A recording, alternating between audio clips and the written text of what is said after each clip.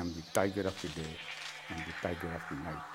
Again, the corps commanders did advise very strongly.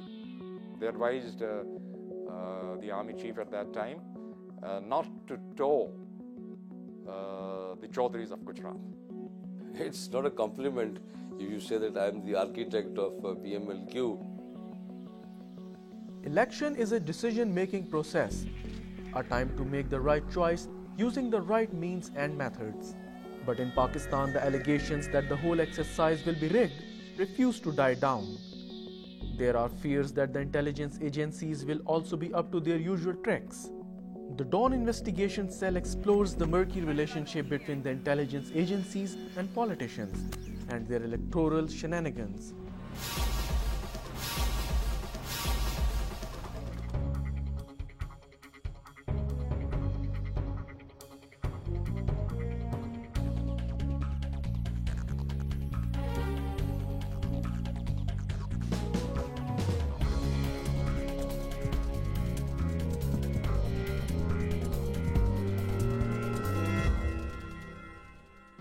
After the dramatic events of 1999 military coup, which saw the overthrow of Prime Minister Nawaz Sharif, General Pervez Musharraf became the de facto head of the government.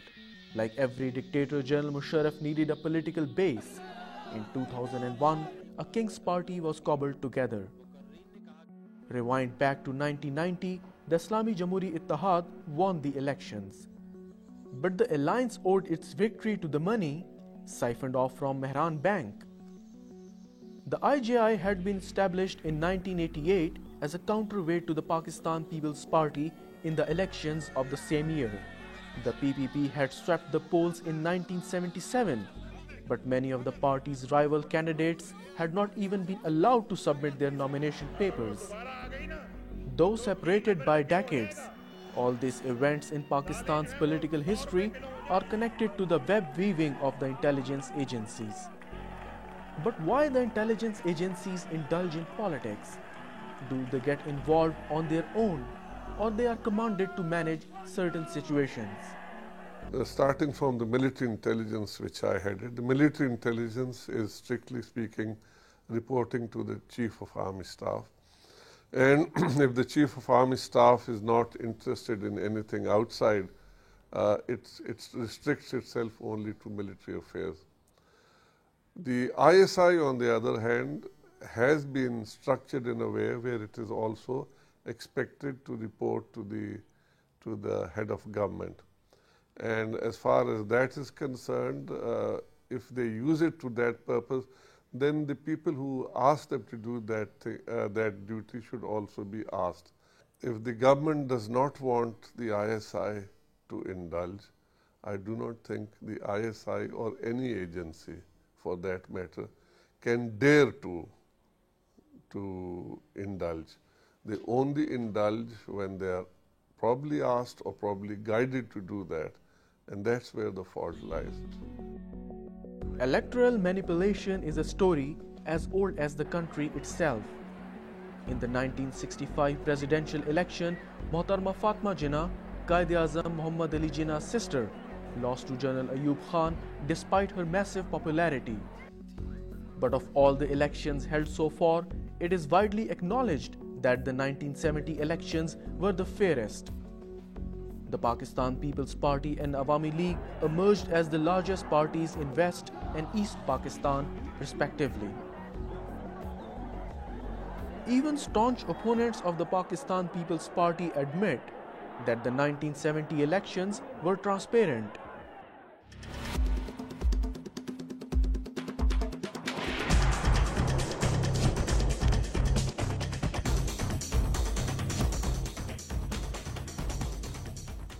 Intelligence agencies had a political agenda much before 1975, the year when Prime Minister Zulfikar Ali Bhutto gave the Inter-Services Intelligence a political mandate. I will not answer this question directly for good reason. The man who once headed the ISI confirms the political role of the agency even before 1975. But I think right from the days of Ayub Khan, ISI came into being in 1948, And in 58 there was martial law, and before that Ayub Khan had become the defense minister. So ISI being the extension of the army, it was always part of the political gaming in Pakistan. Despite bearing the brunt of the ISI's involvement, the Pakistan People's Party defends Mr. Bhutto's decision to politicize the ISI. It denies the allegations that the creation of the political wing was aimed to keep a check on Mr. Bhutto's political opponents. Well, in 1975 there was a case, Hyderabad tribunal case, against the National Awami Party at that time, and the military had placed some evidence in that case. Now at that time the question arose as to how can the ISI provide this evidence. The question would be, what is the role of the ISI? So the military said that at that time that, we can create a political cell through an executive order. Through an executive order, a cell was created to justify the placement of the record by the ISI before the tribunal. The opponents of Mr. Bhutto accused him of using the intelligence apparatus to quash his rivals in the 1977 elections. The executive order of 1975, which awarded a political mandate to the ISI, also came under severe criticism. After that, after 1975, the ISI started playing a role in politics. And in 1977 election, it was heavily rigged in People's Party favor. The executive order of 1975, which awarded a political mandate to the ISI, also came under severe criticism.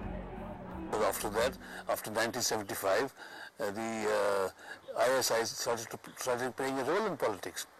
And in 1977 election, it was heavily rigged in People's Party favor.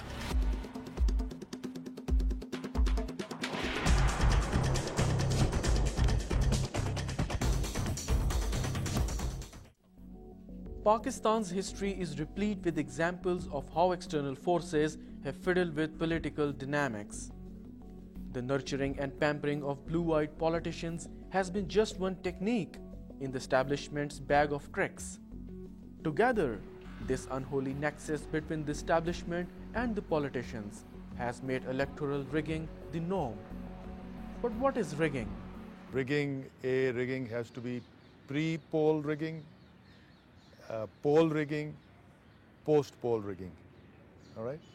Pre-poll rigging is manipulating by various forms to give advantage to a certain group or a certain party.